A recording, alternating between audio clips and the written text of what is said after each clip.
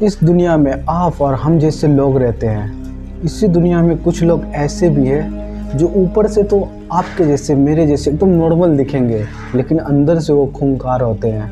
हम और आप जो मोहल्ले में रहते हैं कितने सुरक्षित है। अपनी पत्नी को जान से मार दिया, छोटे छोटे टुकड़े करके, छोटे छोटे पीस को कुकर में उबल करके वो नदी के किनारे जा करके फेंक दिया। गुरुमूर्ति फौजी में था। जब पुलिस वाले को ये केस मालूम चला तो उसका दिमाग काम नहीं किया, उसके बातों पे थोड़ा सा भी यकीन नहीं किया। जब पुलिस वाले इस केस का तह तक गया, उनके खिलाफ एक भी सबूत नहीं मिला। अगर हम गुरुमूर्ति के पास्ट में चले, ये शुरू से इंडियन आर्मी ज्वाइन करना चाहता था। ये इंडियन आर्मी ज्वाइन करता भी है।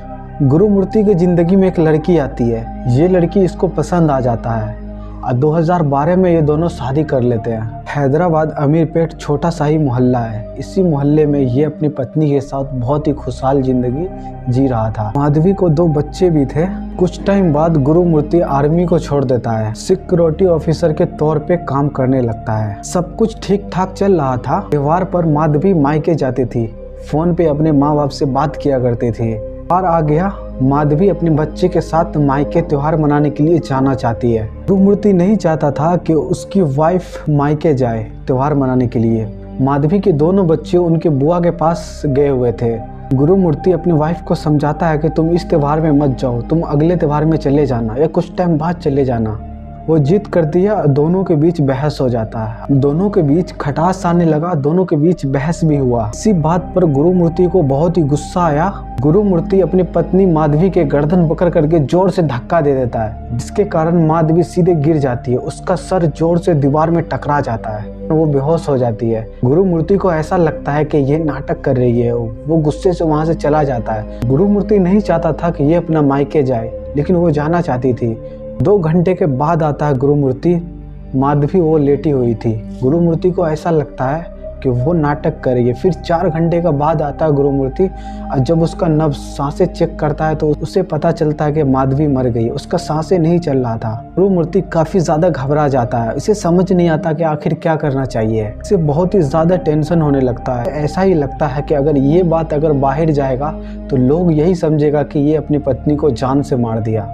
2-3 घंटा अपने वाइफ के यहाँ पे बैठता है और सोचता है कि आखिर इसको आगे क्या करना चाहिए। बीवी का लाश को घिसट करके बाथरूम में लेकर के जाता है। यहाँ से बहुत ही डिस्टर्बिंग होने वाला है। अगर आप दिल के कमज़ोर हो तो ये वीडियो को आप यहीं पे छोड़ करके जा सकते हैं। नहीं, अगर आप मेरे तरह मैच्योर हो तो चलिए स्टार्ट करते हैं। उसके बाद गुरुमूर्ति वहाँ से जाता है, ग्लैंडर और कुल्हाड़ी और चाकू लेकर के वहाँ पर आता है। बीवी की बॉडी को छोटे छोटे पीस में काट देता है। उसके पत्नी के बॉडी से जितना सारा खून गिरा था उसे अच्छे से फ्लैश कर देता है। इसके दिल में ये भी डर था कि ये जो छोटे छोटे टुकड़े किए हैं कुछ टाइम बाद महकने लगेगा, सड़ जाएगा। इसी वजह से 72 घंटे तक हड्डी में से सारे मांस को अलग कर देते हैं। सारे टुकड़े को इकट्ठा करके किचन में ले जाते हैं। वो सारे टुकड़े को एक कुकर में डाल करके गैस चालू करके चढ़ा देते हैं। 2-2 घंटे तक उसना सारे टुकड़े को, और सारे टुकड़े को एक लिफाफा में पैक करके उसके घर के बाहर वो झील में ले जा करके बॉडी को डंप कर देता है। वो सारे टुकड़े मछली का खाना बन गया। और जो हड्डी बचा था, कुल्हाड़ी से उसे छोटे छोटे कूट करके ग्लाइंडर से पीस दिया और उसे भी ले जा करके फ्लैश कर दिया। अपने घर को अच्छे तरह से साफ कर देता है ताकि फोरेंसिक टीम वाला आए तो उनके हाथ एक भी सबूत नहीं लगे। 2-3 दिन बाद जब माधवी के माँ बाप माधवी को फ़ोन करता है तो उसका फ़ोन स्विच ऑफ बताता है, जिससे उसे थोड़ा सा फर्क पड़ता है। टेंशन आता है कि वो फ़ोन क्यों नहीं उठा रही है आखिर। उसके बाद वो सीधे अपनी दामाद को फ़ोन करती है और उससे माधवी के बारे में पूछती है कि माधवी का आखिर फ़ोन क्यों नहीं लग रहा है। गुरुमूर्ति बताता है कि वो आप ही के पास आने वाला था, कल मेरे से लड़ाई भी हुआ, थोड़ा सा बहस भी हुआ, इसी बात पे वो वहाँ से चला गया। मुझे तो लग रहा था कि वो आपके यहाँ गया है, लेकिन वहाँ भी नहीं आया तो मेरे पास भी वो नहीं है। जब मैं उससे पूछा था तो वो बोल रही थी कि मैं मायके जा रही हूँ, वहीं त्योहार मनाएंगे। हम उसको मना किए थे कि नहीं जाने के लिए, लेकिन वो फिर भी जाने के लिए तैयार थी। मेरे से लड़ाई हुआ और लड़ाई करके चली गई।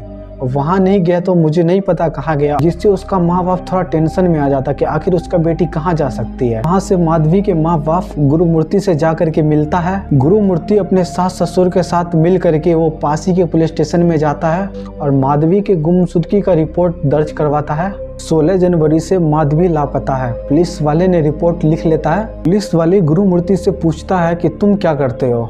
गुरुमूर्ति बताता है कि मैं इंडियन आर्मी में 17 साल की सेवा भी दिया हूँ आर्मी छोड़ने के बाद मैं दूसरा काम करता हूँ। गुरुमूर्ति पुलिस वाले को एक कहानी बना करके सुनाता है, जैसे वो अपने सास ससुर को सुनाया था। त्योहार का टाइम है और वो अपने मायके जाना चाहती है। मैं उसे मना भी किया हूँ कि नहीं जाने के लिए, लेकिन वो फिर भी अपना बढ़िया बिस्तर बांध करके वो चली गई।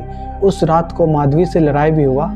मैं उसका फ़ोन लगा रहा हूँ तो उसका फ़ोन स्विच ऑफ बता रहा है। मुझे तो ऐसा लग रहा था कि ये अपने मायके चली गई है। अब मुझे नहीं पता कि अब वो कहाँ है, किस हाल में है। अब जल्दी से जल्दी मेरे वाइफ को ढूंढ के ला दीजिए। पुलिस को इस तरह से कहानी बना के बताता है। धीरे धीरे दिन गुजर रहा था। माधवी का कुछ पता नहीं चल रहा था कि आखिर इसे ज़मीन निकल गए या आसमान खा गया। फिर से पुलिस वाले गुरुमूर्ति से अच्छे से पूछताछ करता है। इसे ज़्यादा फोर्स भी नहीं कर सकता था क्योंकि गुरुमूर्ति पहले भी वो आर्मी में काम कर चुका है। इस वजह से ये ज़्यादा फोर्स नहीं करते और बड़े ओहदे का ऑफिसर के पास जाता है तो इसे पूछताछ करना पड़ता है। जो बयान गुरुमूर्ति पहले दिया था वो अपना बयान बदल रहा था, जिससे पुलिस ऑफिसर को समझ में आ जाता है कि ये कुछ न कुछ छुपा रहा है। वो नर्वस भी हो रहा था। तो इस बार थोड़ा शक्ति दिखा करके उससे और गहरी से पूछताछ करता है। तब गुरुमूर्ति टूट जाता है और बताता है। गुरुमूर्ति जब वो ऑफिसर को बताता है तो वो ऑफिसर को यकीन नहीं होता। उसको ऐसा ही लगता है कि ये थोड़ा मेंटल हो गया है, ये पागल हो गया है। पुलिस ऑफिसर उनके घर जाते हैं तो रास्ते में सीसीटीवी कैमरा भी लगे हुए थे। जब वो कैमरा को वो ऑफिसर चेक करता है तो उस कैमरा में दिखता है कि सीसीटीवी कैमरे के अंदर वो दिखता है कि माधवी वो घर के अंदर जा रही है, लेकिन घर से बाहर निकलते हुए नहीं देखी जा रही है। तभी पुलिस वाले फोरेंसिक टीम वाले को फ़ोन करता है। अब मौके भी फोरेंसिक टीम वाले उस घर में पहुंचता है और अच्छे से जांच करता है। उस घर में इनके खिलाफ एक भी सबूत नहीं मिलता है। पुलिस ऑफिसर गुरुमूर्ति से पूछता है कि आखिर तुम किस तरह से माधवी का ठिकाना लगाए हो। उसके बाद गुरुमूर्ति बताना स्टार्ट करता है कि मैं माधवी को मारना नहीं चाहता था। वो इतना ज़्यादा गुस्सा दिला दिया जिसके कारण मैं उसके गर्दन पकड़ के इस तरह से किए ना वो नीचे गिर गया। मुझे लग रहा था कि ये जिंदा है। जब मैं उसको चेक किया तो जब तक वो मर चुका था।